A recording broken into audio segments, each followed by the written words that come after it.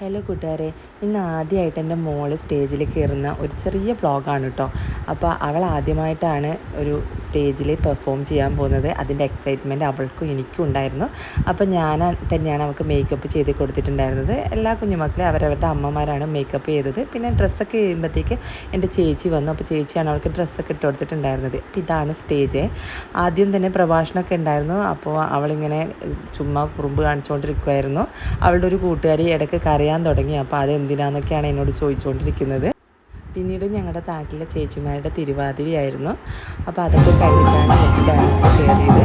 അപ്പോൾ അതുകൊണ്ട് ഞാനിത് ആഡ് ചെയ്യാം. നിങ്ങൾക്ക് ഇഷ്ടപ്പെടുകയാണെങ്കിൽ ലൈക്ക് ചെയ്യണം, ഷെയർ ചെയ്യണം, സബ്സ്ക്രൈബ് ചെയ്യണം.